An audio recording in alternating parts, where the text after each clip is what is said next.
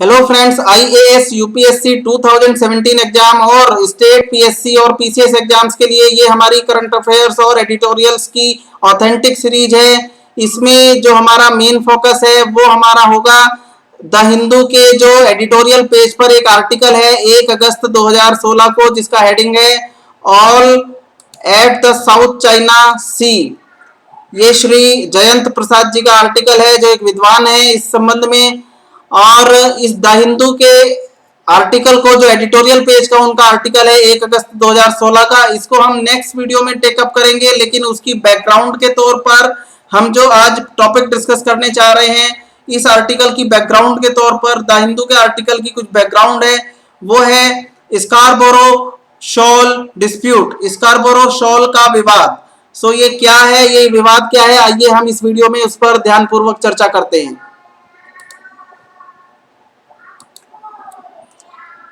Scarborough shawl, इस नाम के दो भाग हैं। पहला भाग है स्कारबोरो और दूसरा भाग है शॉल। आइए स्कारबोरो क्या है इसको हम देखते हैं। स्कारबोरो एक्चुअली एक उस पहाड़ी का क्षेत्र है जिस पर ईस्ट इंडिया कंपनी के एक नाविक अधिकारी जब इस क्षेत्र से गुजरे थे, तब ईस्ट इंडिया कंपनी के उस अधिकारी ने जिस पहाड़ी के जिस क्षेत्र पर अपना डेरा डाला था, जहां पर वो उन्होंने स्टे किया था, जहां पर वो रुके थे, उस क्षेत्र को स्कारबोरो कहा जाता है। और शॉल, जो कि इस नाम का दूसरा भाग है, स्कारबोरो शॉल का जो दूसरा भाग है नाम का, second part of this name, shawl शब्द से क्या तात्पर्य है, आइए इसको हम देखते हैं ज्योग्राफिकल टर्म्स में, भौगोलिक अर्थों में। सो शॉल शब्द का जो शाब्दिक अर्थ है वो है उथला या छिछला, जहां पर पानी की मात्रा काफी कम रहती है। यद्यपि वो क्षेत्र पानी के नीचे रहता है, लेकिन वहां पर पानी बहुत गहरा नहीं होता, तो ऐसे क्षेत्र को शॉल कहते हैं।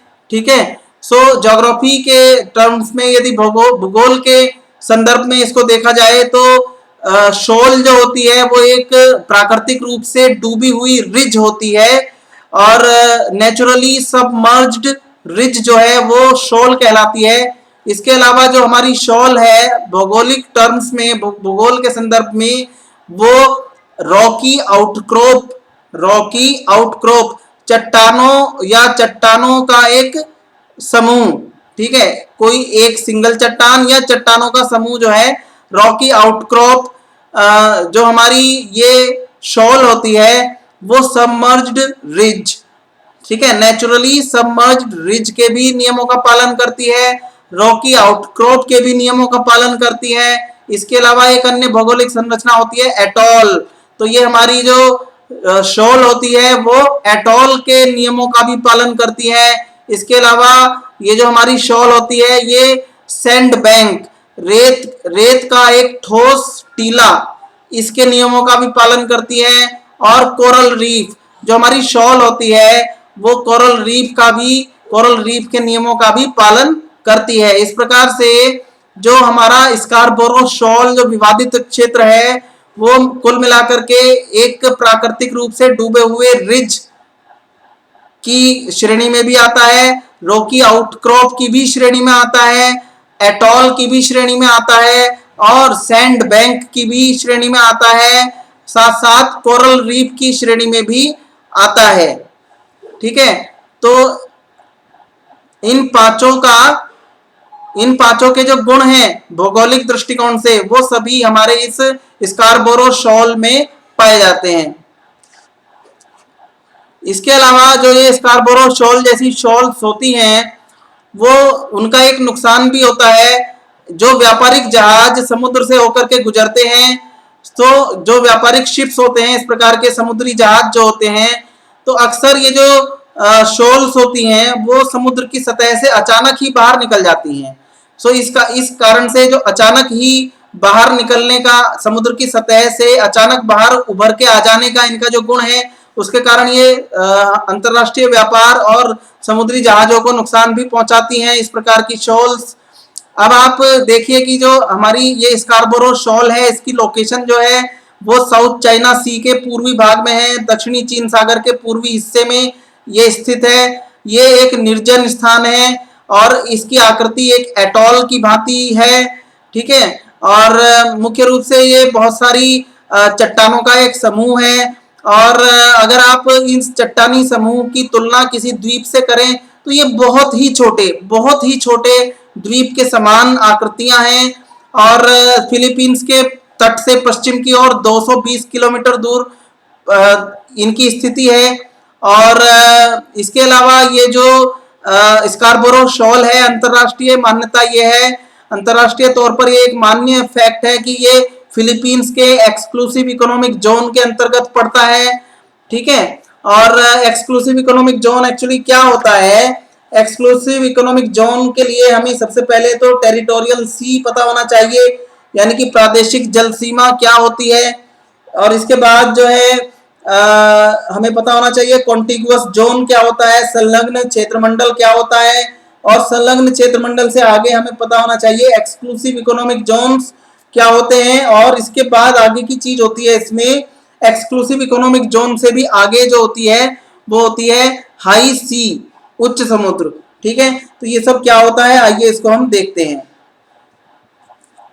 तो सबसे पहले आप ये देखिए, जो भारत का उदाहरण लीजिए। भारत की जो समुद्री सीमा है, यदि हम उसके किनारे किनारे उसके बाहरी बिंदुओं को मिलाते हुए एक सरल रेखा खींचें, एक कर्व खींचें, तो भारत की एक्चुअल सीमा, ठीक है, एक्चुअल समुद्री सीमा, और जो वो वक्र खींचा जाएगा स्पर्श रेखा के तौर पर भारत की तिरछी और टेढ़ी मेढ़ी सीमा के सारे उस उन दोनों के बीच का जो एरिया होगा उसको कहेंगे इंटरनल वाटर, भारत का आंतरिक समुद्र, ठीक है, भारत का आंतरिक समुद्र।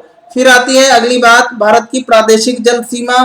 तो तटरेखा से 12 समुद्री मील दूरी तक जो है किसी भी देश की प्रादेशिक जल सीमा टेरिटोरियल वाटर्स होते हैं, और इनमें उस देश को संपूर्ण अधिकार प्राप्त होते हैं, ठीक है। उसके बाद ये जो प्रादेशिक जल सीमा होती है टेरिटोरियल सी, ठीक है, इससे आगे 12 मील दूर, यानी कि पहला 12 मील तो होता है आपका टेरिटोरियल सी, उस टेरिटोरियल सी से और अधिक 12 मील दूर, अर्थात जो आपकी जो आधार रेखा है तट रेखा से टोटल कितनी दूरी हो जाएगी?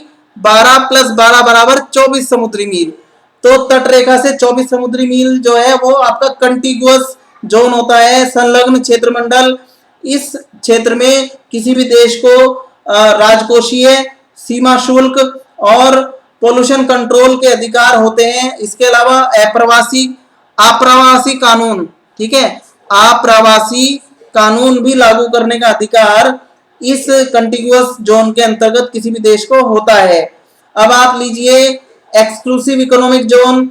सो जो आपका कंटिगुअस जोन होता है, कंटिगुअस जोन से आगे एक्सक्लूसिव इकोनॉमिक जोन होते हैं। और यदि तटरेखा से इसकी दूरी की बात की जाए तो तटरेखा से कितनी दूरी तक, कितने समुद्री मील तक ये होता है एक्सक्लूसिव इकोनॉमिक जोन?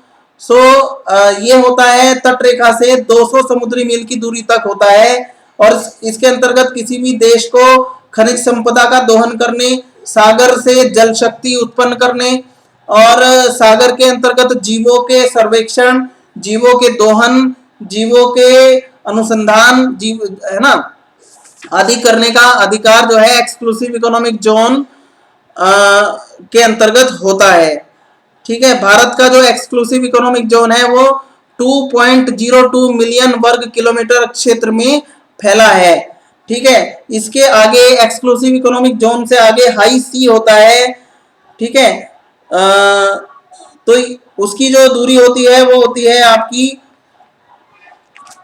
हाई सी जो है, हाई सी में किसी भी देश को कुछ भी अधिकार नहीं होते, लेकिन भारत इसका एक अपवाद है।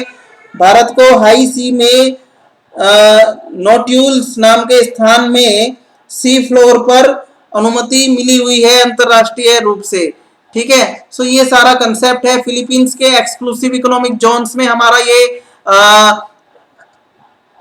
शॉल आता है, ठीक है, स्कारबोरो शॉल जो है हमारा, ये फिलीपींस के एक्सक्लूसिव इकोनॉमिक जोन्स में आता है। इस स्कारबोरो शॉल के 3 नाम हैं। एक इसका उपनिवेश कालीन नाम है जो है बाजो डे मैसिनग्लॉक, बाजो डी मासिनग्लॉक। सो ये बाजो डी मासिनग्लॉक ये तब का नाम है जब ये पूरा फिलीपींस का क्षेत्र जो है स्पेन का उपनिवेश होता था।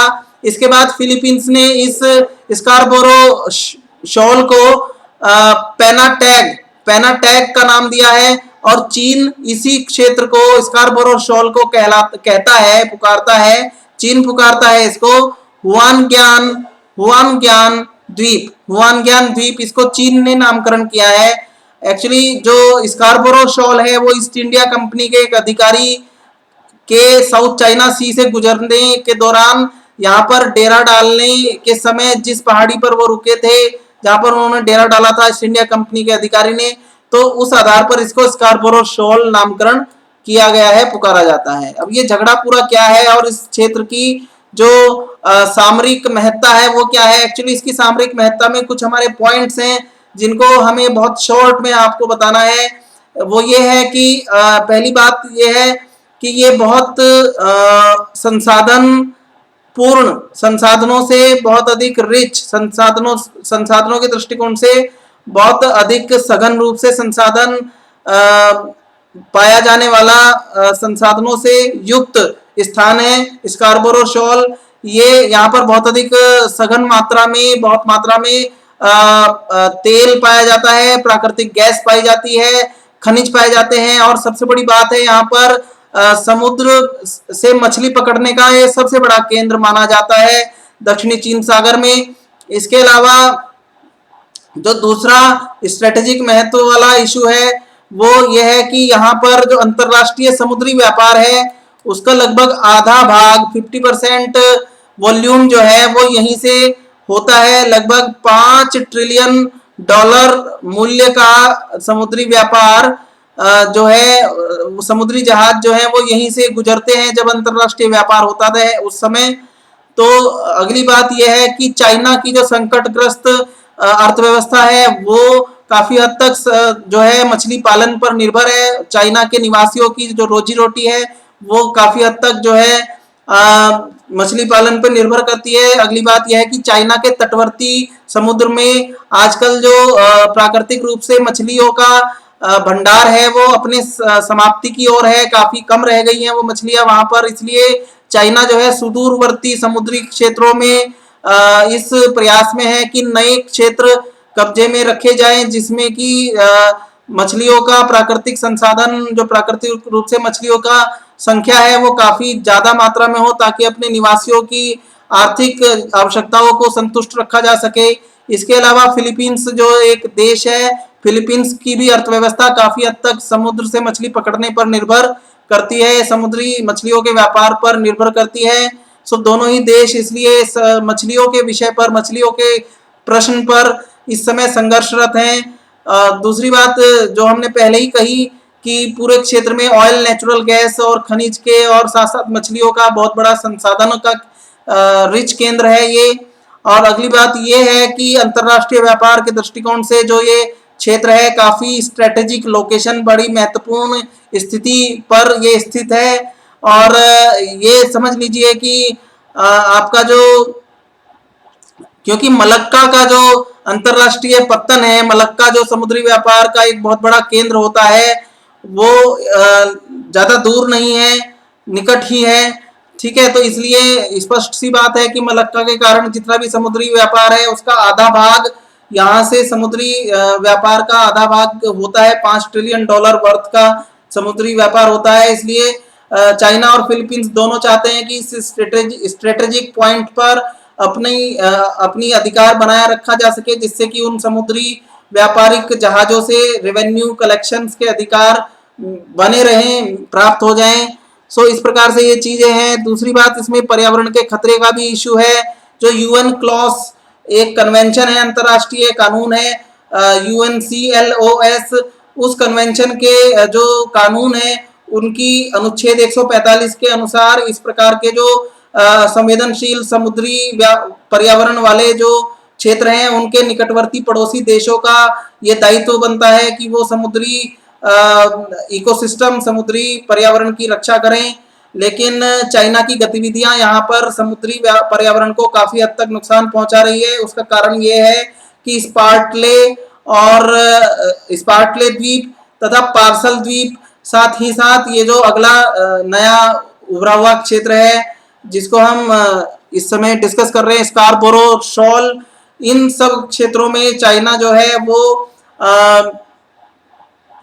आर्टिफिशियल द्वीपों का निर्माण कर रहा है, कृत्रिम द्वीपों का निर्माण कर रहा है, ताकि एक्सक्लूसिव इकोनॉमिक जोन से जुड़े हुए अंतरराष्ट्रीय नियमों के आधार पर उसको अधिक से अधिक क्षेत्र पर कब्जा बनाए रखने की अनुमति प्राप्त हो जाए।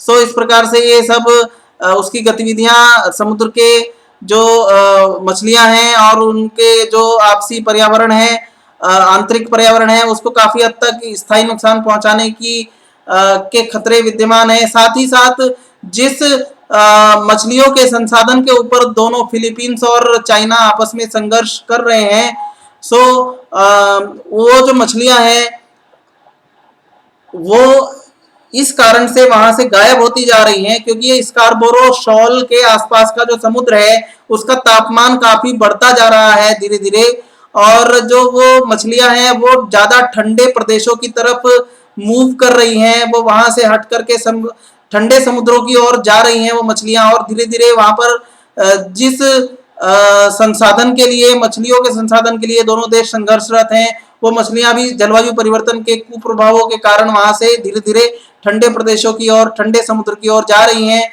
अब अगली बात यह है कि कहीं ऐसा ना हो कि मछलियों की जो घटती हुई संख्या है स्कार्बोरो शील्ड से, स्कार्बोरो शॉल पर जो मछलियों की घटती हुई संख्या है, कहीं फिलीपींस और चाइना के बीच तनाव जो है इतना अधिक ना बढ़ जाए कि किसी सीधे संघर्ष का रूप ले ले।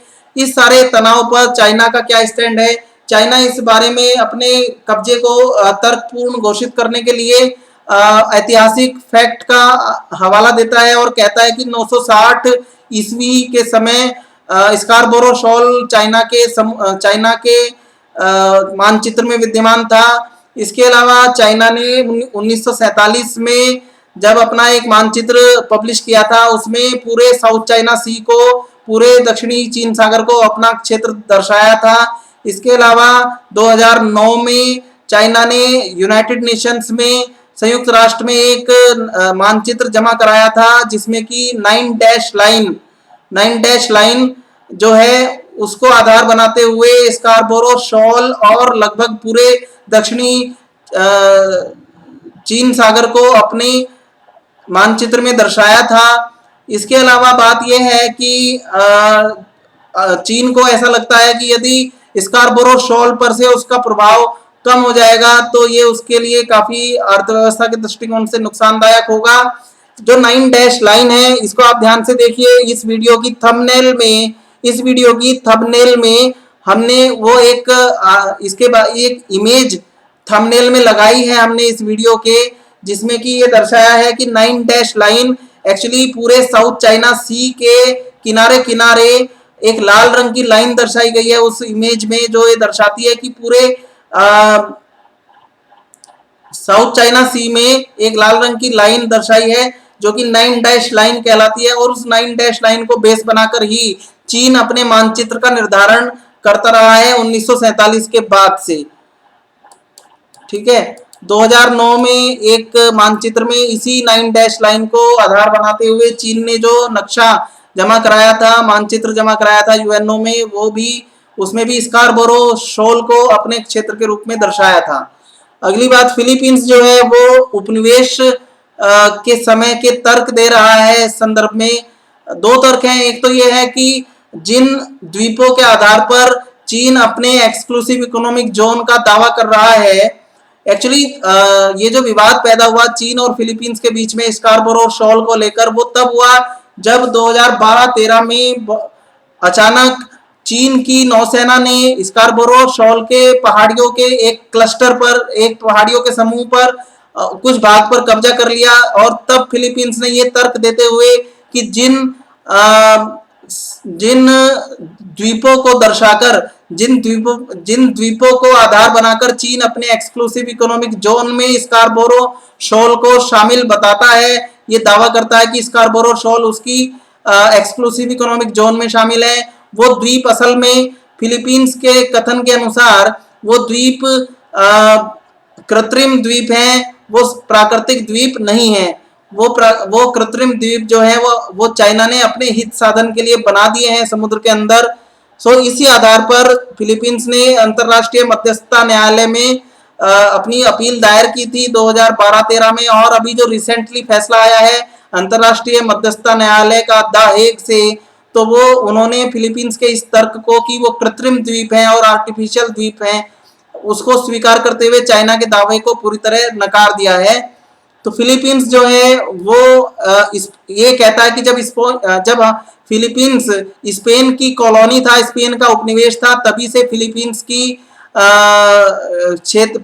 के क्षेत्र में ये स्कारबोरो शॉल जो है शामिल रहे हैं। इसके अलावा स्कारबोरो शॉल 200 नॉटिकल मील एक्सक्लूसिव इकोनॉमिक जोन के अंतर्गत पड़ते हैं, जो कि यूएन क्लॉज के नियमों के अंतर्गत फिलीपींस के ऐसे समुद्री क्षेत्र में विद्यमान है ये स्कारबोरो शॉल, जिस पर फिलीपींस को एक्सक्लूसिव इकोनॉमिक जोन की सोवरेन संप्रभुता प्राप्त है उस समुद्र पर।